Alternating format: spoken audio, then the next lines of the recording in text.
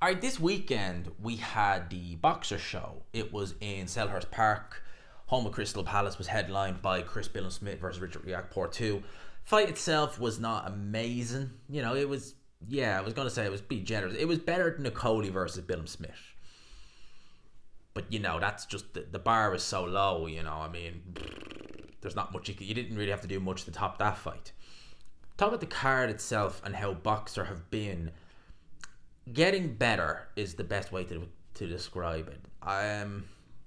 When Boxer started on Sky nearly 3 years ago now, October 21 I think was when they had their first show, and at the time you looked at it and you thought, it's not amazing, but you can't really be too critical of someone who's taken over from Eddie Hearn. Eddie Hearn done pay-per-views galore, stadium fights, all that with Sky Sports, Matchroom, boxing.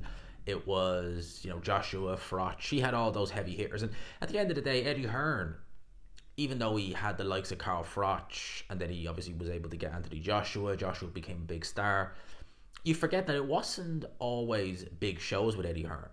When he started out with Sky, Eddie Hearn will say that he had the silver spoon. He was born with a silver spoon in his mouth, and he was. But saying that, he wasn't given a massive budget when he started with Sky or anything like that. He was doing Prize Fighter. Even if you go back to 2016, 2017, you had some good mainly Saturday. He did do someone, I was going to say Friday fight nights. I think he did the odd show, very rare, on a Friday. But for the most part, it was a Saturday fight night and then pay-per-views. Joshua, Dylan White, maybe the odd Kell Brook one chucked in there as well. But you forget that a lot of the Saturday shows he did, the Saturday fight nights, some of them were fairly, even, as far back 2016, 2017, you had guys fighting on those shows who you would really never have heard of again. Not that they lost. I think it's just that Eddie Hearn was just trying a few guys. Dex Spellman fought on one of Matchroom shows as the house fighter in early 2017. I can't remember exactly the card it was on, but, he had those types fighting on some of his shows. Not regularly, but he didn't have the best of the best all the time. But what he was able to do was he was able to make some new stars like Anthony Joshua, Kell Brook, obviously, as I said, he did a couple of pay-per-views like against Triple G and against Errol Spence in Bramall Lane of all places. He was able to do a lot of good work with Sky, went to the Zone, and now it's getting a lot better. But at the end of the day, you saw the pull Sky have, certainly early on with the Zone. You really did see the big pull that Sky had. And before the Saudis obviously got involved, you had people like Joshua Boazzi, who, it was nothing. He had a more amicable split with Eddie Hearn, certainly, than Lawrence Okoli did. But you could see that, he was kind of like, look, I want to be on a platform that people know, and fair enough. Obviously, the Saudis have come in and they've changed things, and, people want to be with Eddie Hearn or Frank Warren now because they know there's a chance they get on some of those Saudi shows. Where am I going with this? Ben Shalom, when he started with Sky, yes, the shows were not amazing, but he had a big budget, and he was able. It's really bizarre because Ben Shalom, I mean, I have no idea who he was prior to him starting up with Sky. I think Frank Warren was the first guy to name him before he was officially announced as the lead promoter with Sky, and I was just like, Ben Shalom, because you hear of the Steve Goodwins of the world, I can't remember his name, Richard Poxton, I think his name is. You hear of these kind of small hall promoters, Mick Hennessy, Dave Colwell was even a promoter back in the day. And you hear about those guys and they might occasionally get, a fighter out in a big show and stuff like that, but they're primarily small hall. And I was thinking it might be one of those guys, or it might be, a few of them, like what they used to do back in the day on Sky. I didn't think they just give it to one guy. And then I was like, Ben Shalom, who the hell is Ben Shalom? Find out he was the guy who did the Boxer series, which is basically Prize Fighter. It's basically what it is, just with a different name. And I was like, okay. And he's got a budget. And it's like, okay, that's a bit okay. They've obviously got a lot of faith in this guy, or this guy has some friends in high places, jokingly. But, it's like, okay, well, they obviously got a lot of faith. Let's see what he can do. And it hasn't been a great success. Last year, I think, was a real poor year for Boxer. They had people like Okoli signed for them, people like Joshua Boazzi, and very little has happened. Now, saying that, this year, it has been getting a little bit better, but it's still not been great. And I still think that Ben Shalom, I believe it's next year is when his contract, I think it's next year anyway, when the contract with Sky is apparently, let's say, up for renewal. Let's not say necessarily it ends, because it could carry on. And I don't think he's done himself any favours, because although this year has been better, it's still not great. I do think what he is doing now is he tends to be focusing more on quality over quantity, whereas it wasn't like he was doing a crazy amount of shows prior, but you might have one semi-decent show that could main event the Saturday fight night. It could be an undercard on a Queensbury Saturday fight night or a Matchroom Saturday fight, seriously.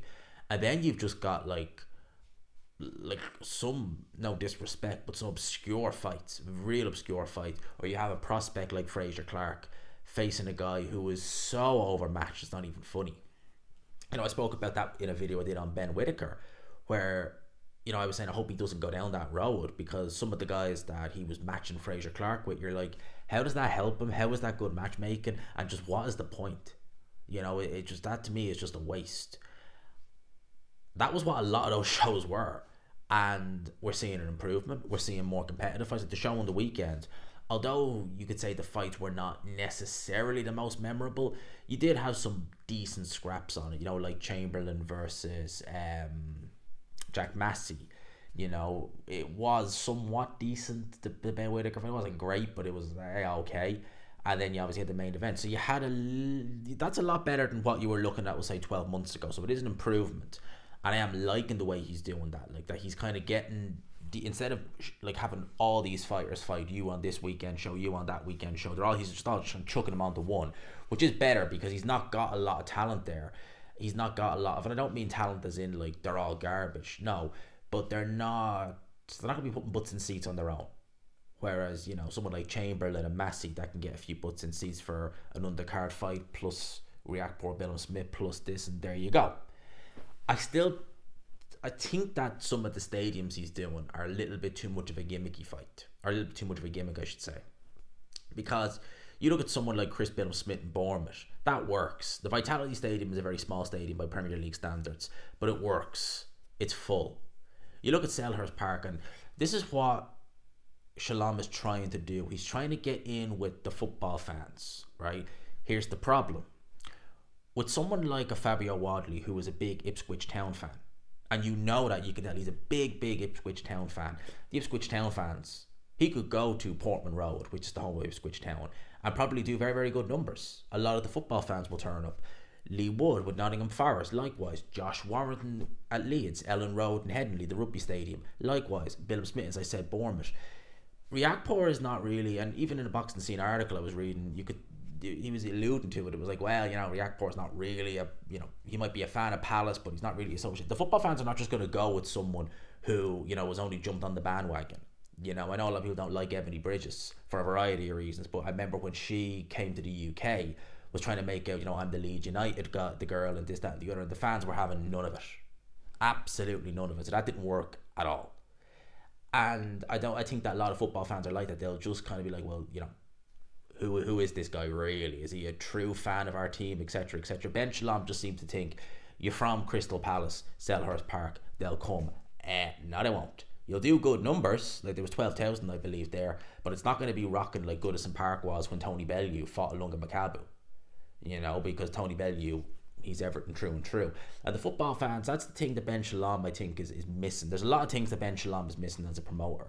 Like, he doesn't really seem to understand how, and you could throw two sports into it, how the football fans perceive things, because he seems to want to be doing these, football stadiums, this fighter supports this Premier League side, so let's go, or this Championship side, so let's go there. This fighter is like, yeah, they know that they're not really, they don't bleed the blood of Bournemouth, they don't bleed the blood of Everton, Ipswich, etc. So the football fans are not really going to be, all out to support him, because they'll be like, who the hell is this guy? Right? Because I think Eddie Hearn got that a lot better, when he did do those fights in like Everton Goodison Park for Tony Bellew. Same with Frank Warren. He seemed to really understand that a lot better than Ben Shalom. Just, who do you support? I support this team, right? Let's do the fight there. It's like, yeah, that's not going to work. You might do somewhat decent numbers, but it's not going to be like Bellew Macabu. And he doesn't seem to understand the boxing fans when he has the likes of Sam Egerton, who, although he lost, I think, he lost his last fight. Sam Egerton Does anyone really care if he wins or loses? He's one of those fighters where you will watch Sam Egerton regardless. Do you care if he wins or loses? Not really, because I know he's going to be in a great fight. And what, he's not entertaining? That was the word Sam Egerton used. He said he's not entertaining enough for Sky. I'm sorry, what? But no disrespect. Karas Artenstall is. No disrespect. But you get what I'm saying. But Sam Egerton somehow isn't. Sorry. Ben Shalom doesn't seem to get it. As I said, the shows are getting better, but there is a lot of work to be done. And I know now that GMB, I believe his name is Asif Izzy, or is it? I think it's how you say his name. I can't remember fully his name, but a very good promoter he is, the guy who does GBM. They're showing some of their fights on DAZN now. And I look at them and I see that Adam Smith is obviously working very closely with them. In fact, I think he's kind of like head of boxing or something like that now. And you look at those shows they were doing on YouTube, they're now on DAZN. But like, they're very good shows. I mean, they are value for money. If you're going to them, he's doing them in like the Magna Carta Centre up in Rotterdam, I think is where that is. I was going to say Rotterdam. It's definitely not in Rotterdam, as in the Netherlands. But up in Rotterdam. Said it, I got it there. He's doing them anyway there. And he's doing them in other places across the UK. And they're looking very good. There's some very good fights on there. And there's even been some good female fights on there. I know a lot of people don't like it, but yeah, sometimes I'll just sit down and watch it and I'll be like, oh, it's pretty good. So he's doing a lot of good work there. He's now having his fight shown on DAZN. If I was Sky Sports, I'd be thinking, look at the fight, and you see the fighters he's attracting to GBM. Like, GBM is an attractive little spot for fighters who are maybe on the small hall scene, who can't really crack that glass ceiling and get onto, you know, the Matchroom shows or the Queensbury shows. That's a good little place there. But it's also a good place for fighters who maybe are turning pro, who do have a bit of backing, and they'll look at someone like, as if is his last name, or is he as or some, don't see his name in front of me right now. I can't off the top of my head think of it. But they look at that and think that might be a good place to go. Ben Shalom, what's really going to be key for him is we have the Olympics coming up in Paris in the next couple of weeks. It's going to be real interesting to see after those Olympic Games, well, who turns over and how some of the amateurs look, but who turns over into the pro games, and if Ben Shalom is able to sign a few. Because, yeah, the Tokyo squad was not amazing. I think this squad is a little bit better. The Rio squad was alright. The real last really good GB squad was 2012. That was a really good squad. That was a really, really, really good squad. I don't think we have it. It's definitely not as good as that was. But I think it's better than the last cycle, personally. You know, people like Delicious Oreo and people like that, I think they're quite good. If he can sign a few of them, could be in a better place moving forward. If he doesn't, and I think that Eddie and Frank are going to absolutely mop up the GB squad if the majority of them turn pro. I think Eddie and Frank are going to have an absolute field day with them, because I think a lot of these guys are going to look at Frank with TNT, and especially considering the fact he is I know him and Eddie work with this, he is the guy.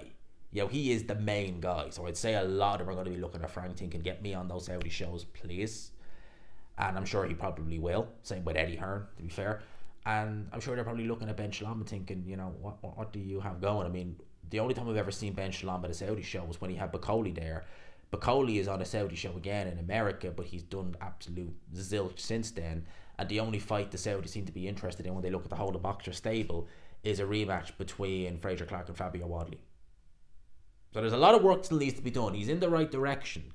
But I think Ben Shalom, one thing that Frank Warren gets is he's been around boxing. He just gets it. You know, he might not be everyone's cup of tea, but he just gets it.